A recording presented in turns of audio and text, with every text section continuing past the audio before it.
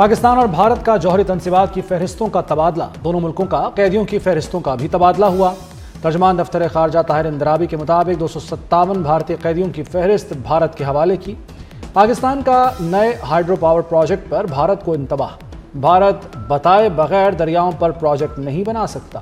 Indus water treaty کے تحت پاکستان کو بتانا لازمی ہے۔ پاکستانی انڈس واٹر کمشنر نے سوال بھیجے ہیں، بھارت معاہدے پر عمل کرے اور سوالوں کے جواب دے۔ یمن تنازع کے پرامن حل کی حمایت کرتے ہیں۔ پاکستان کا سعودی عرب سے مکمل اظہار یکجہتی کا اعادہ، فلسطینیوں کی ملک بدری کا کوئی بھی اقدام قبول نہیں۔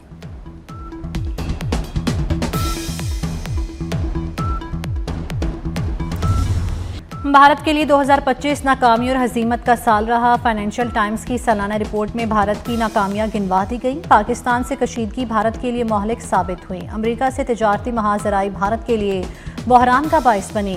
مہلک طیارہ حادثہ، کرنسی کی کمزوری اور معاشی بے چینی رہی۔ ناکام اسٹریٹجی نے امریکہ، چین اور روس کو بھارت سے دور کیا۔ برطانوی اخبار کے مطابق امریکی ٹیرف سے بھارت کو اقتصادی دباؤ کا سامنا کرنا پڑا۔ جی ایس ٹی کی اصلاحات محدود، معاشی ترقی جمود کا شکار رہیں۔ سال 2025 میں بھارتی روپیہ ڈالر کے مقابلے گراوٹ کا شکار رہا۔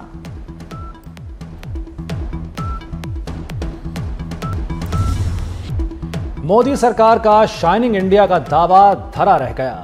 پہلے جنگ کے میدان میں مار کھائی، اب معیشت اور قیام امن میں بھی پاکستان سے پیچھے رہ گیا۔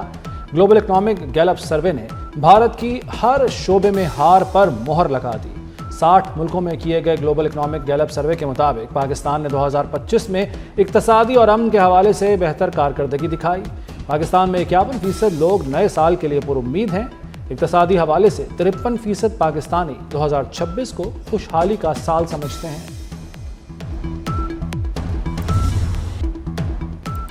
امریکہ کے بعد چین نے بھی مودی کا چین چرا لیا۔ جنگ بندی کے لیے مودی کے جتن راز کھلنے لگے۔ امریکہ کے بعد چین نے بھی بھارت کی جانب سے جنگ بندی کے لیے منتوں کا انکشاف کر دیا۔ چینی وزارت خارجہ نے دعویٰ کیا ہے کہ چین نے بھی بھارت کو پاکستان سے بچانے کے لیے ثالثی کی۔ چینی انکشاف پر وضاحت کے مطالبے گونج اٹھے۔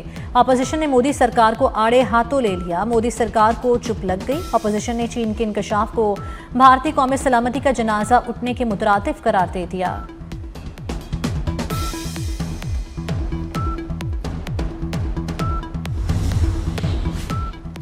نئے سال کی خوشیاں غم میں بدل گئیں۔ سوئٹزرلینڈ کے شہر جنیوا میں نئے سال کی تقریب میں دھماکہ، 40 افراد ہلاک، 100 زخمی ہو گئے۔ متاثرین میں سے کچھ افراد غیر ملکی بھی ہیں۔ دھماکے کی نوعیت کا پتہ نہیں چل سکا، تحقیقات جاری۔ سوئس صدر نے نئے سال کا خطاب مؤخر کر دیا۔ وزیر اعظم شہباز شریف کی اس کے ریزورٹ واقعے کی مذمت، کہا سوئس حکومت اور عوام کے ساتھ ہے۔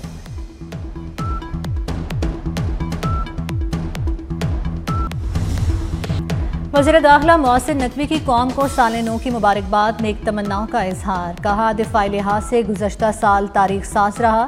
فیلڈ مارشل عاصم منیر کی قیادت میں پاک فوج نے کئی گنا طاقتور دشمن کا غرور خاک میں ملایا۔ 2025 میں کھیلوں میں بھی کامیابیاں ملی۔ چیمپئنز ٹرافی کا کامیاب انعقاد پرامن اور محفوظ پاکستان کی جیت ہے۔ 2026 کے دوران سٹیڈیمز کی اپ گریڈیشن، سہولیات میں بہتری اور نئے وینیوز کی شمولیت ترجیح ہوگی۔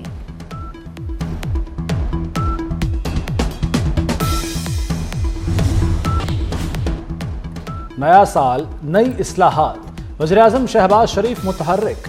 پہلے دن معاشی اصلاحات، سرمایہ کاری، ترقیاتی منصوبوں پر جائزہ اجلاس۔ وزیراعظم نے متعلقہ وزارتوں سے عملی اقدامات اور جامع حکمت عملی طلب کر لی۔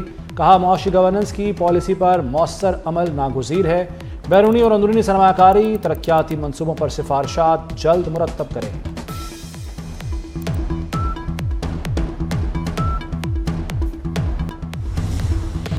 2026 بھی محسن سپیڈ کا سال ہوگا۔ اسلام آباد میں state of the art cricket stadium بنے گا۔ محسن نقوی نے 10 روز میں ڈیزائن طلب کر لیا۔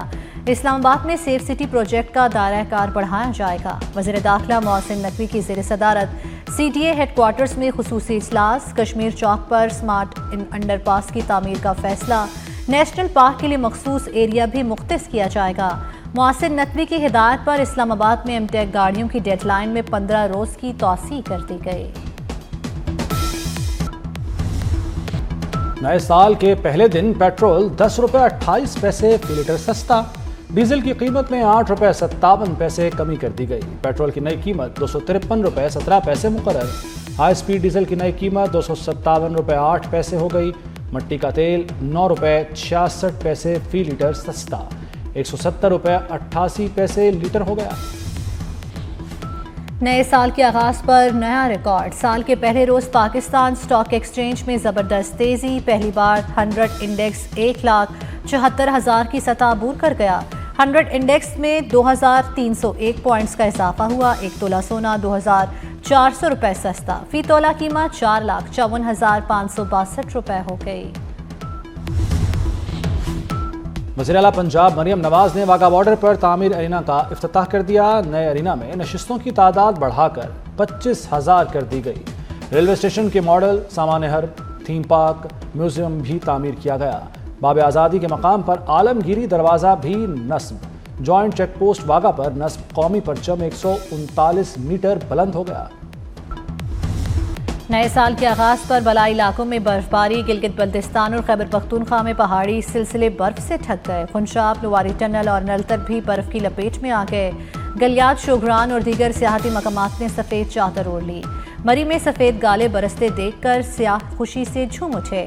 لاہور سمیت پنجاب میں چند ایک مقامات پر ہلکی بارش۔ محکمہ موسمیات نے بارش اور برف باری کا سلسلہ 24 گھنٹے تک جاری رہنے کی پیش گوئی کر دی۔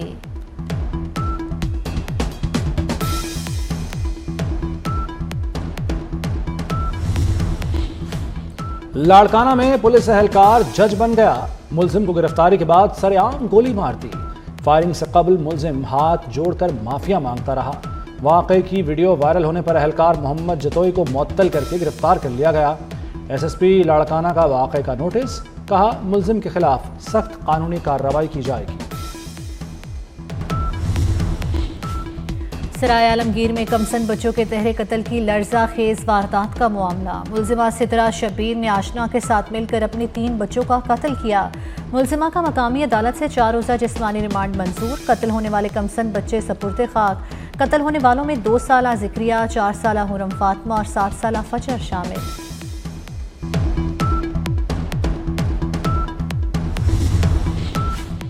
ایران میں مہنگائی کے خلاف مظاہرے چوتھے روز بھی جاری۔ تہران سمیت کئی شہروں میں لوگ سڑکوں پر نکل آئے۔ صوبہ لورستان میں بسیج اہلکار ہلاک ہو گیا۔ مظاہرین کے پتھراؤ سے بسیج اہلکار اور 13 پولیس اہلکار زخمی ہوئے۔ امریکی اور مغربی پابندیوں کے باعث ایرانی ریال مسلسل گراوٹ کا شکار ہے۔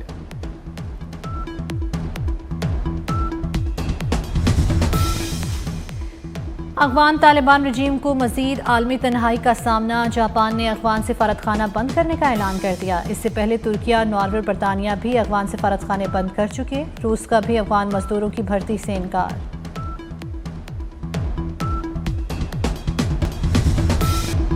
امریکہ میں تاریخ رقم، نیو یارک کے پہلے مسلمان میئر زہران ممدانی نے عہدے کا حلف اٹھا لیا۔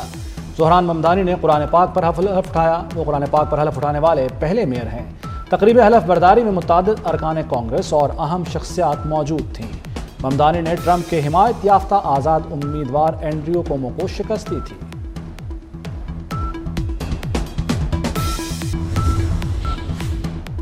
نئے سال کے پہلے روز دنیا کا سب سے وزنی انسان انتقال کر گیا۔ میکسیکو کا جوان پیڈرو فرانکو 41 برس کی عمر میں چل بسا۔ گینیس ریکارڈ کے مطابق 2017 میں جوان پیڈرو کا وزن 600 کلو تھا۔ دنیا کے سب سے وزنی شخص جوان پیڈرو گردوں کے مرض میں مبتلا تھا۔ پاکستانی سٹار بلے باز بابر اعظم کا سال 2026 کا بہترین آغاز۔